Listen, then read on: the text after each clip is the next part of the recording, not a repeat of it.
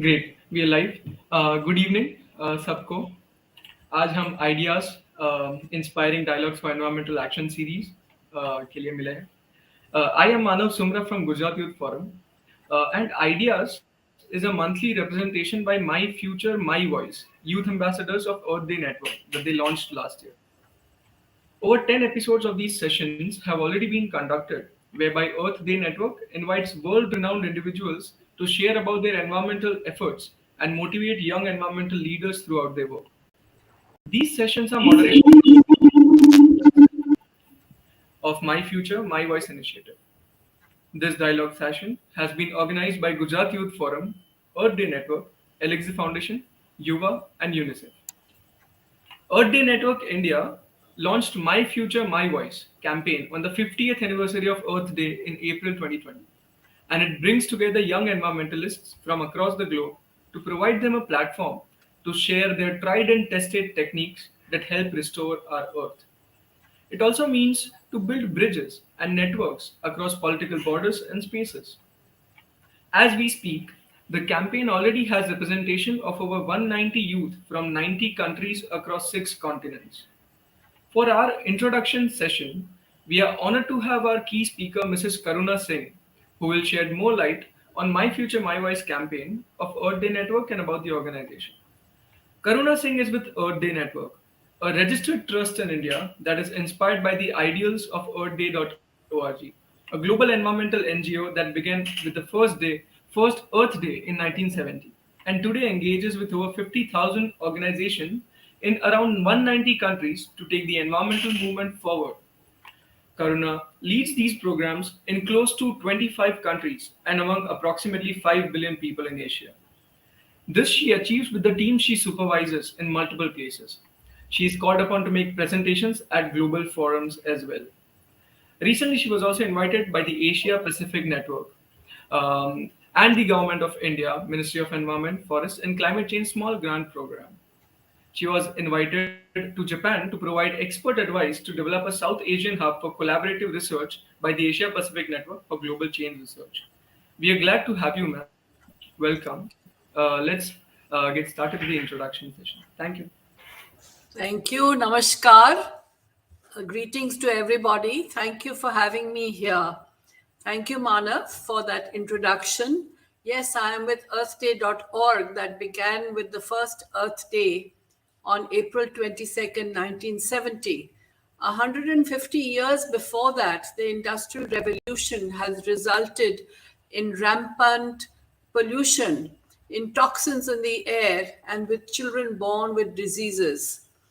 But nobody seemed to notice it till it came to a stage when you couldn't see across a busy street. That is when Senator Gaylord Nelson thought of putting the energy of youth to use to bring about awareness about the environment. And he was helped by a young student from Harvard University, Dennis Hayes, who continues to be our chairperson. On that first Earth Day in 1970, 20 million Americans raised their voices for a better environment, and this led to the government bringing about actions for climate change, for clean air, clean water, and the Endangered Species Act. Let's fast forward to the world today, where we are in a similar situation, but perhaps we can't see what this rampant climate change is doing to us. Of course, we see the tornadoes, we see the global warming, but we don't see how this is affecting us as a whole. The world today is in a disaster situation, and it is the youth of today who will lead us out of it, because you are really the last generation who can do anything about stopping climate change. And if we don't do that, then we will go over the tipping point, and that is the end of humanity on Earth. So this year, for our global theme, we chose Invest in Our Planet. This partnership for the world calls upon all businesses, governments, and citizens everybody who lives on Earth to come together to accelerate solutions for climate change. Let us all do something for it, and let us all provide platforms for our youth to do something for it. Today, in the world, what has happened is that youth are spending their childhoods indoors, no longer connected with nature, no longer connected with the environment outside them. This is particularly true of urban youth. How do we get them a platform to do something? And My Future, My Voice, which was launched 2 years back by our organization, aims to do just that. It aims to build friendship between youth leaders across the globe who are environmentalists.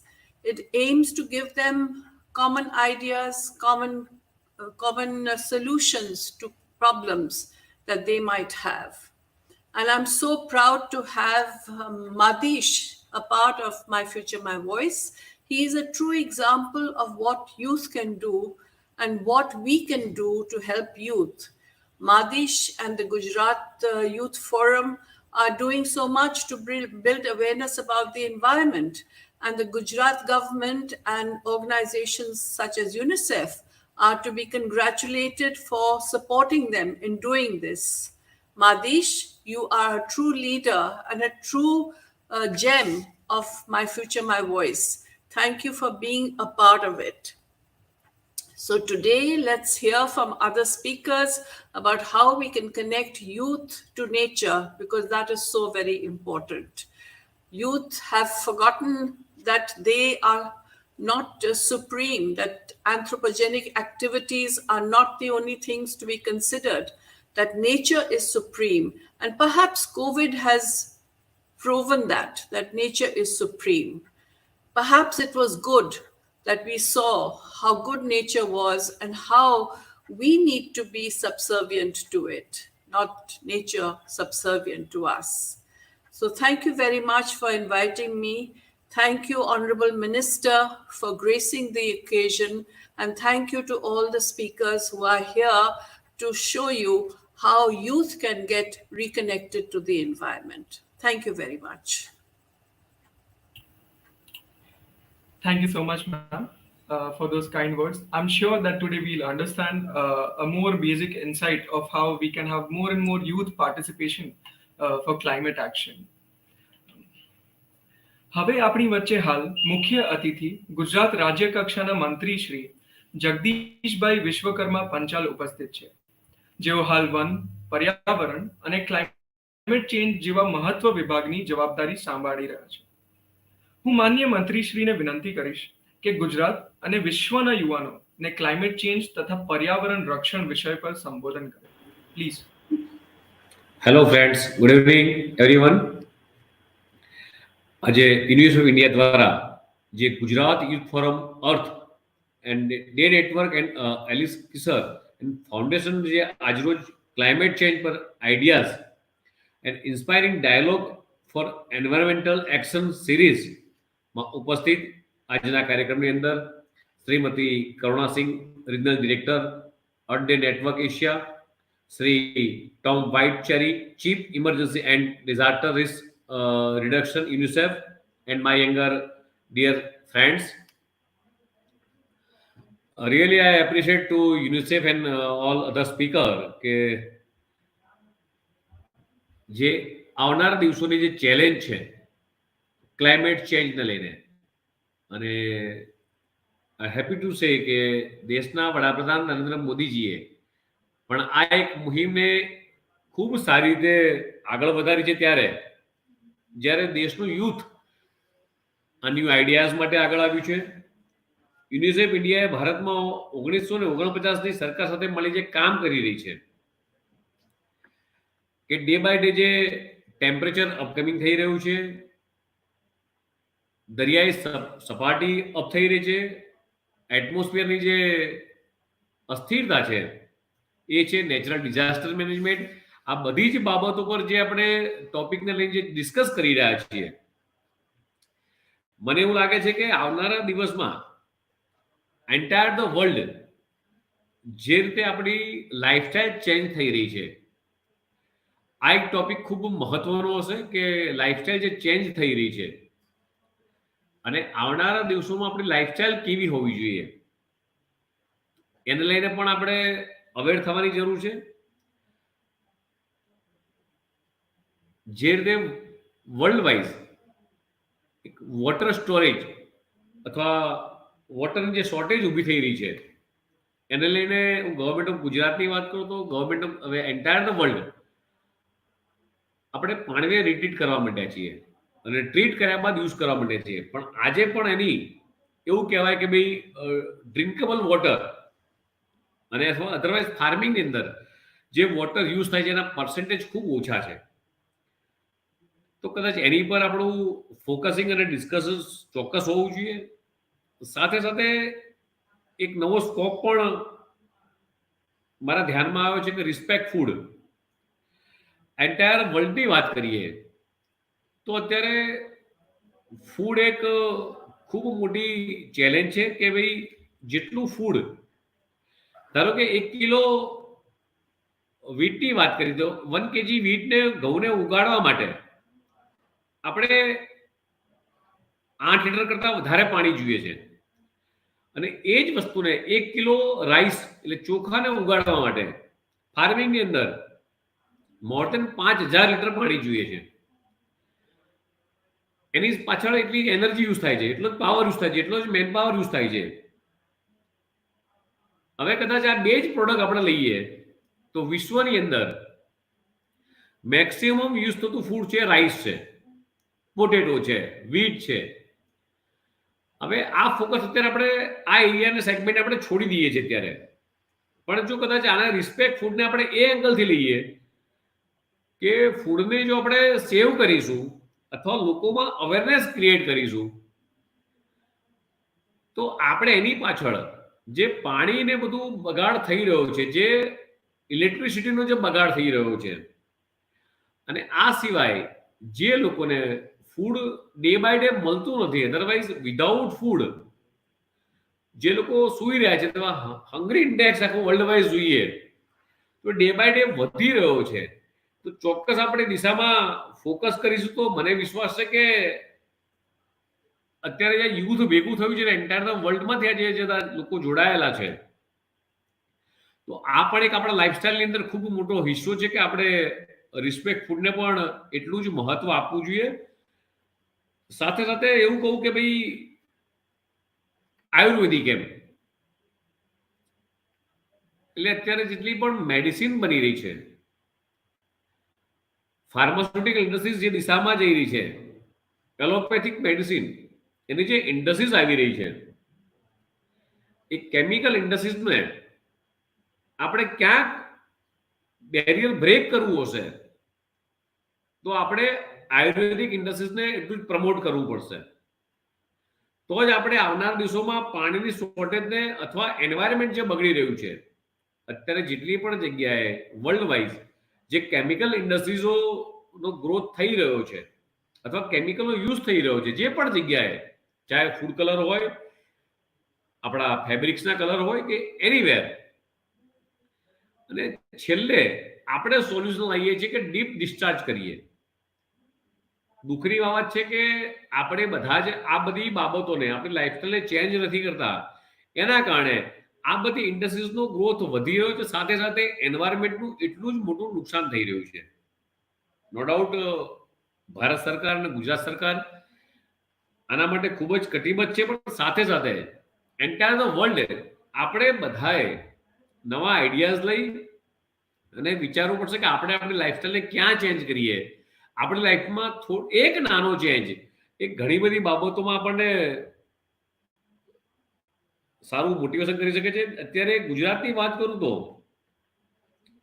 જે solar rooftop છે તો 1.5 gigawatt જેટલી electricity produce કરી રહ્યું છે, જે એવું કહું તો ઇન્ડિયામાં it is a first state કે જે 1.5 ગીગાવોટ્સ સોલારથી વીજળી પેદા કરી રહ્યું છે. એવી જ રીતે કદાચ હું જે સોલાર રૂફટોપ છે જે ગવર્મેન્ટ ઓફ ગુજરાતની જે સ્કીમ છે, ગવર્મેન્ટ ઓફ ગુજરાતે શું કર્યું છે એની વાત કરું તો ગવર્મેન્ટ ઓફ ગુજરાત જે સ્કીમ્સ લઈને આવે છે એ 40% સબસિડી સાથે લગભગ ગુજરાતની અંદર આખા દેશમાં એક ગુજરાત પ્રથમ સ્થાને છે કે જે લેવલે રૂફટોપ સ્કીમ અંતર્ગત 3 કિલોવોટમાં 40% સબસિડી અને 3 થી 10 કિલોવોટમાં લગભગ 20% સબસિડી આપે છે. એટલે લાર્જ સ્કેલની વાત કરું તો જે સોલાર અંદર 6 ગીગાવોટની ક્ષમતા સાથે ગુજરાત ત્રીજા સ્થાને છે. એવી જ રીતે ગુજરાત સરકાર 2016માં વિન્ડ સોલર પેનલ પોલિસી લાવી, જેમાં વિન્ડ એનર્જીની અંદર 8.9 ગીગાવોટ જેટલી ક્ષમતા ગુજરાત એન્ટાયર ઇન્ડિયામાં સેકન્ડ લાર્જેસ્ટ છે. ગવર્મેન્ટ ગુજરાતની હાઇડ્રો પોલિસીની વાત કરીએ તો આજની ક્ષમતા 75 મેગાવોટની ગવર્મેન્ટ ગુજરાતની છે. એટલે એવી ઘણી બધી પોલિસી ગવર્મેન્ટ ગુજરાતે કરી છે. વેસ્ટ ટુ એનર્જી પોલિસી 2016માં લાવી છે. ગુજરાત બાયો એનર્જી 2010માં લાવી છે. ગુજરાત ઇલેક્ટ્રિક વ્હીકલ જે 2021માં આપણે લાવ્યા છીએ. સાથે સાથે આજે સ્ટાર્ટઅપ ઇન્ડિયાની અંદર આઈ ક્રિએટ હોય કે સ્ટાર્ટઅપ અંતર્ગત જે ઇલેક્ટ્રિકલ વ્હીકલને પ્રમોશન આપવા માટે જે રીતે ગુજરાત સરકાર અને ભારત સરકાર આગળ આવી રહી છે, એમાં ગુજરાતની અંદર વાત કરું તો આજે ગુજરાતે ઇનિશિયેટિવ લઈ અને મોર દેન 900 બસીસ પબ્લિક ટ્રાન્સપોર્ટની બસો આજે બેટરી ઓપરેટેડ ફરવા માંડી છે. સાથે 2 વ્હીલર હોય, 3 વ્હીલર્સ હોય, 4 વ્હીલર્સ હોય, આ બધાને ખૂબ સબસિડી આપી અને સરકાર પ્રમોટ કરી રહી છે. તેવી જ રીતે બેટરીથી ચાલતા વાહનો માટેની પણ સબસિડી આપી રહી છે. હમણાં જ આ વખતના બજેટમાં કદાચ અમે એક પ્રોડક્ટ નવી આઈટમ લોન્ચ કરી રહ્યા છીએ કે ભાઈ બેટરી વ્હીકલ સાયકલ. એટલે એવું થશે કે આવનારા દિવસોની અંદર આપણે કાર્બનને રિડ્યુસ કરવો છે તો ચોક્કસ પ્રમાણે આ દિશામાં આગળ વધવું પડશે. સાથે સાથે વોટર ટ્રીટમેન્ટની વાત કરીએ તો જે ગુજરાતની અંદર મોર દેન 78 જેટલા એસટીપી છે, એમાં 3650 ml પાણી ટ્રીટ થાય છે અને આવનારા દિવસોમાં 103 કરતા વધારે એસટીપી નાખવા જઈ રહ્યા છે. સાથે સાથે 1650 ml પાણી વધારે ટ્રીટ થશે. ખાલી પાણી ટ્રીટ કરવા એ સોલ્યુશન નથી, પણ પાણીનો બચાવ કઈ રીતે કરવો, આજની ચેલેન્જ એ છે કે પાણીનો બચાવ કઈ રીતે કરવો. એટલે અગેન પછી વાત આવશે કે આપણી લાઈફસ્ટાઈલ ઉપર. એટલે આ સબ્જેક્ટ ખૂબ લેન્ધી સબ્જેક્ટ છે. સાથે સાથે ફોરેસ્ટ ડિપાર્ટમેન્ટ પણ એટલો જ ઇમ્પોર્ટન્સ છે કે આજે ગાર્ડનિંગ પણ આપણે એટલું જ કરવું પડશે. કદાચ હું શહેરોની વાત કરું તો જે શહેરીકરણ વધી રહ્યું છે એ પણ આવનારા દિવસોમાં દેશ માટે ખૂબ ચિંતાનો વિષય છે. અર્બનાઇઝેશન જેમ વધી રહ્યું છે, સાથે સાથે રૂરલ ખાલી થઈ રહ્યું છે. તો રૂરલની અંદર ફાર્મિંગ કરવા માટે અને ફોરેસ્ટ સાચવવા માટે લોકો નથી. બધાને ઇન્કમ સોર્સ વધારવા માટે બધા જ સિટી તરફ આવી રહ્યા છે અને સાથે સાથે નવી બિલ્ડિંગો બની રહી છે. અને આ બધી આવનારા દિવસોની સમસ્યા છે. તો બધાએ ભેગા મળી આપણે એ દિશામાં વિચારવું પડશે કે ભાઈ અર્બનાઇઝેશનને કઈ રીતે આપણે 100% બ્રેક નથી મારી શકવાના, પણ સાથે સાથે એ પણ વિચારવું પડશે કે રૂરલને કઈ રીતે ડેવલપ કરી શકીએ, રૂરલની નીડ શું છે. તો કદાચ આપણે સારી રીતે એને એ કરી શકીશું. બીજી એક વાત કરું તો કે ભાઈ જે રીતે અત્યારે સરકાર આગળ વધી રહી છે, આવનારા દિવસોમાં આપણા બધા માટે એક ઇલેક્ટ્રોમેગ્નેટિક રેડિયેશન છે, ઇન્ફ્રારેડ રેડિયેશન છે, વોટર પેપર છે, મિથેન છે, કાર્બન ડાયોક્સાઇડ છે, હાઇડ્રોકાર્બન રેડિયેશન છે. આ બધી જ બાબતો પર વર્ષોથી આપણે ચર્ચા કરતા આવ્યા છીએ, પણ એના ચેન્જીસ શું છે, ચેલેન્જ શું છે. જો એ દિશામાં આપણે આગળ નહીં વિચારીએ અને આપણી લાઈફસ્ટાઈલ વિશે કદાચ આપણે જો આગળ નહીં વિચારીએ તો આપણે વધારે મુશ્કેલીમાં જઈશું. પણ આઈ હેપી ટુ સે કે દેશના વડાપ્રધાન નરેન્દ્ર મોદીજી અને ગુજરાતના મુખ્યમંત્રી શ્રી અને અમારો ડિપાર્ટમેન્ટ આ બધી જ દિશામાં ખૂબ સારી રીતે આગળ વધી રહ્યો છે અને ઘણી સારી કામગીરી કરી રહ્યો છે. સમયની મર્યાદા છે, પણ એવું કહેવાય કે આ વખતે અમે લોકો ક્લાઇમેટ ચેન્જને એઝ અ પ્રાઇમરી લેવલથી એજ્યુકેશનમાં લેવા માટે આ વખતે એજ્યુકેશન પોલિસીમાં પણ ક્લાઇમેટ વિભાગને એડિશનલી અંદર એડ કરી રહ્યા છે, જેથી લોકોને વિદ્યાર્થી કાળથી એ લોકો બાળકોને અવેરનેસ આવે કે ભાઈ ક્લાઇમેટ ચેન્જના કારણે આપણી એક મિસ્ટેકના કારણે કેટલી બધી વસ્તુને પર્યાવરણ નુકસાન થઈ રહ્યું છે એ બેઝિકલી શીખવાડવા માટેનો એક પ્રયાસ આવનાર દિવસમાં શાળા અને કોલેજની અંદર હવે પર્ટિક્યુલર સબ્જેક્ટને રૂપમાં લઈ અને આગળ વધવા જઈ રહ્યા છીએ. સ્ટાર્ટઅપમાં પણ હવે ગ્રીન એનર્જી અને ક્લીન એનર્જી પ્રત્યે વધારે ધ્યાન આપીને સ્ટાર્ટઅપના સ્ટુડન્ટને એને પ્રમોટ કરી શકીએ એ દિશામાં આગળ વધી રહ્યા છે. હું આજના દિવસે બધા જ યુવાનોને હું કહીશ કે ભાઈ તમારા જે કંઈ પણ આઈડિયાઝ હોય એ આઈડિયાઝ ચોક્કસ યુનિવર્સિટીના માધ્યમથી અથવા મારા મેલ આઈડી પર ચોક્કસ સજેસ્ટ કરજો. હું તમારા આઈડિયાઝને સરકારના માધ્યમથી દેશના વડાપ્રધાન સુધી પહોંચાડવાનો ટ્રાય કરીશું. એઝ અ ડિપાર્ટમેન્ટ હેડ તરીકે હું પણ આવનારા દિવસોમાં જે પણ ફેરફાર થઈ શકે એ આવનારી ચેલેન્જોને પહોંચી વળીએ એના માટે ચોક્કસ આપણે પ્રયત્ન કરીશું. અને thank you all of you અને યુનિસેફના બધા જ વડાને કે આ એક સરસ એક્ટિવિટી કરી રહ્યા છે અને બધા જ સ્ટુડન્ટ્સને. અને મને આનંદ થશે કે જો બધા જ આઈડિયાઝ ને આપણે શેર કરીશું ને આવનારા દિવસોમાં આપણે બધા જ સાથે મળી અને આ જે યુનિસેફ જે પ્રયત્ન કરી રહ્યું છે ક્લાઇમેટ ચેન્જ વિશે એમાં આપણે ચોક્કસ એક કોન્ક્રીટ રિઝલ્ટ લઈને આગળ વધીશું. Thank you all of you.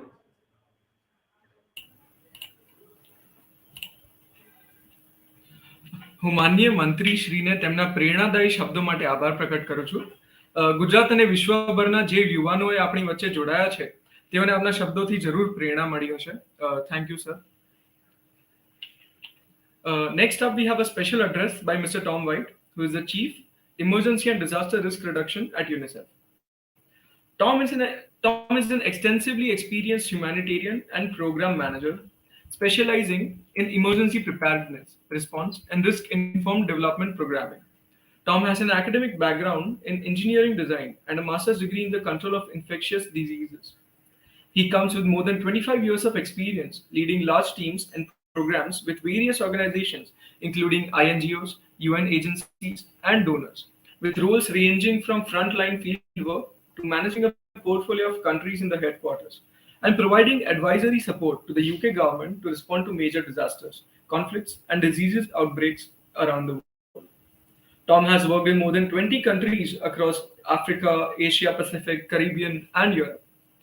Tom is currently the Chief of Emergency and Disaster Risk Reduction with UNICEF India. Welcome, sir. We are eager to hear from you.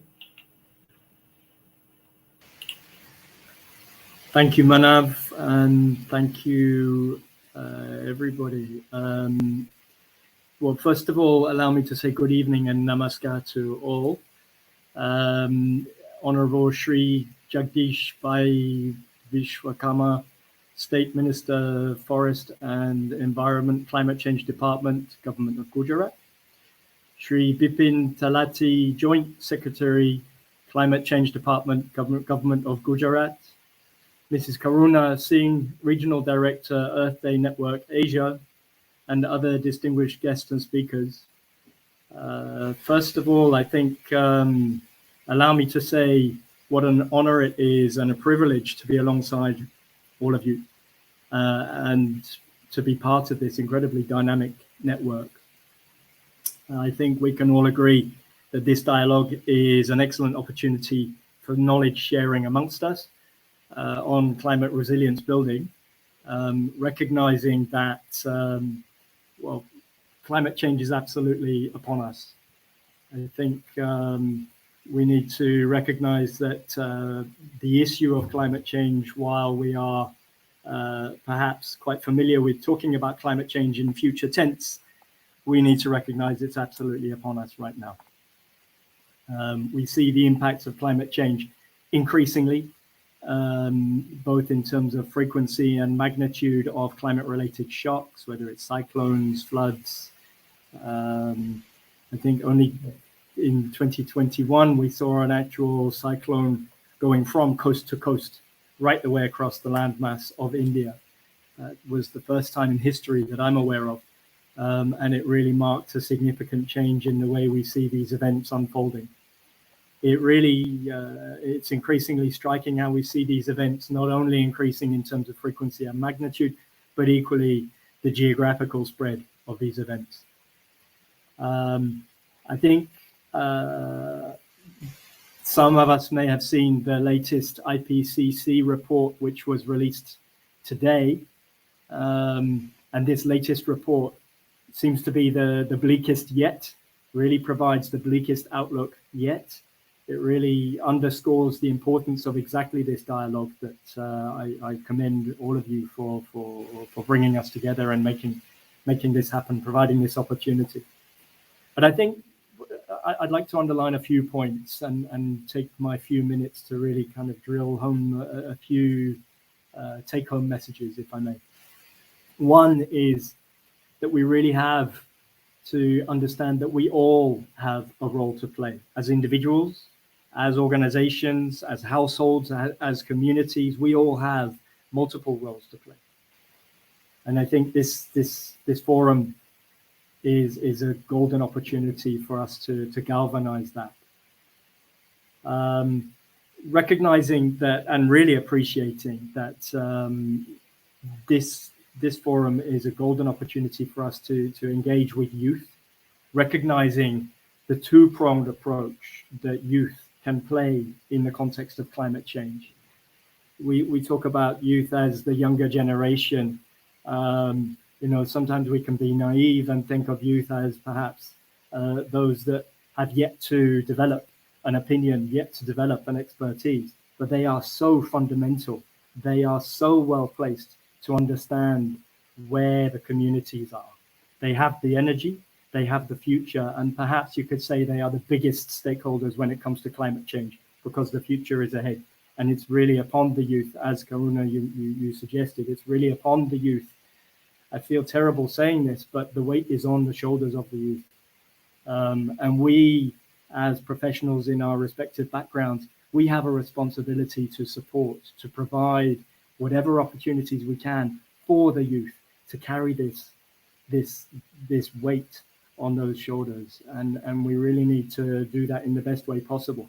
So what I would really like to say to the youth, right the way across this board and beyond, is really help us to help you. And by that, I mean, there are several opportunities. If I speak from my current seat, looking at disaster risk reduction and emergencies across India, there are a number of opportunities here, and I think they're not unique to India, but I will take the Indian context and speak in a way that can translate to other countries and contexts.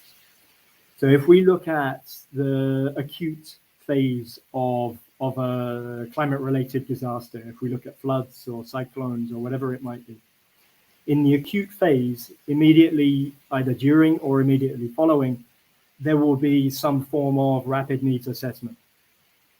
Now, during that acute phase, what is the role of youth?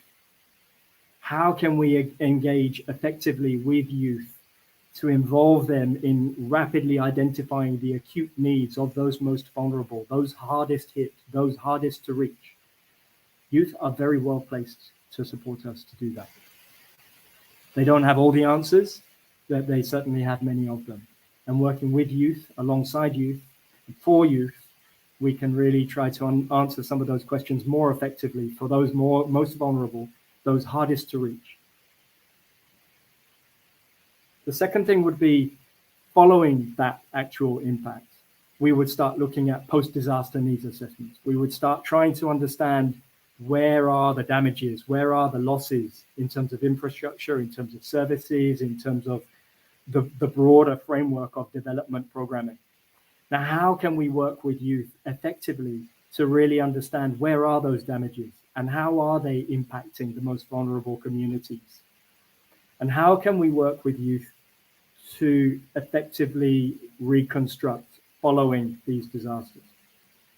Now, I don't claim to have all the answers, but what I would like to do is really to have a quality conversation, a quality dialogue, and to hear from the younger generations on their thoughts on this. What's working for them, but equally what's not working, and how can we do this business more effectively in future? It's not going to be happening overnight. This is something that we can progressively develop and improve on over time. But I think we are late with this conversation, but we're not too late. I'm happy to say that, I'm big enough and bold enough and mature enough to acknowledge that we should have done things differently before now. Fine. Okay. But where do we go from here? And how can we improve this quality of engagement with youth, with the younger generation, to make sure that we are engaging during the acute phase of a disaster, immediately following the acute phase, and as we start to improve the systems, processes, and structures going forward, so that these things can be more resilient to such shocks in future. Essentially aiming to make sure that essential services such as education, healthcare, nutrition services, I've seen a lot of mention of nutrition in the chat here. How can these things be more resilient in future? And there's no simple answers to these, and we all have a role to play. So let's really shoulder that together and help the younger generation to carry this forward into the future. I think I would like to also underscore the point of trying to promote the quality of dialogue with youth, not just amongst us in this forum, but also recognizing that when I say we all have a role to play, I'm talking about the government, of course. The government of Gujarat is a wonderful example of so much good work going on, and it's an honor from a UNICEF perspective to have this collaboration with the state government where there is such a drive to improve things, to make things happen, and that's a real honor. But equally, looking across to academia, how can we have the best information up to date? In climate change, it's complicated because often by the time we have the information concretely in our hands, it's already out of date. And we need to somehow get ahead of the curve on that. Really need to be able to project the trends into the future. And what this IPCC report tells us today is that things are accelerating. Perhaps we already knew that, but this latest report tells us they're accelerating faster than ever. And that rate of acceleration is increasing faster and faster.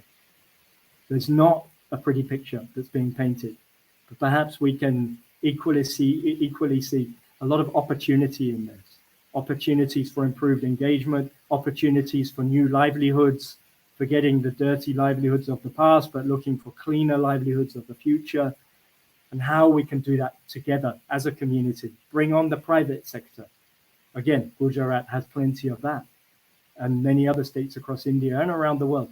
But how can we really bring on the private sector to see this as an opportunity and to create that space for innovation, for technology that doesn't damage, but improves the environment as we go? So I would say my plea to the youth out there would be to please be bold, be brave, be ambitious, and never be afraid to tell us where you think things need to be improved.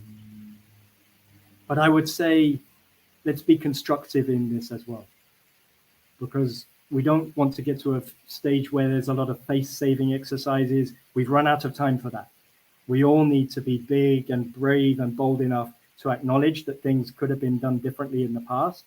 But let's be big and bold and brave enough to talk constructively about what needs to be done and how we can do this together in the future.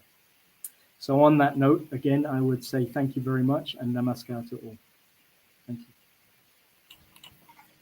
Thank you so much, Mr. Tom. I particularly agree when you say that climate change problems are not just for the future, but we need to think of them as something of a present issue. Thank you so much for your kind words. We can now move over to our second session, that is the inaugural session. No, I'm sorry, this was the inaugural session. We can move over to the panel session, where we'll have a dialogue session over how to connect youth with nature. That session is going to be moderated by Mr. Madish Parikh and is going to be showcasing various subject experts, such as Mr. Luis Alberto Camargo, who is a Colombian director at an NGO on ground. We also have Elizabeth Gulugulu, who is from Zimbabwe, and she's an environmental scientist. We have Mr. Shwetal Shah, who is a technical advisor at the Climate Change Department, Government of Gujarat. While we also have Mr. Shyam Dave, who is going to be the WASH specialist at UNICEF India. Apart from that, we have Peter Cook, the British Deputy High Commissioner for Gujarat and Rajasthan, moderated by Madish Parikh, Youth Ambassador at Earth Day Network. I'm going to end the session now and we can all go back to the reception area where we can join the new dialogue session. Thank you, everyone, for this great inaugural session. Have a good evening.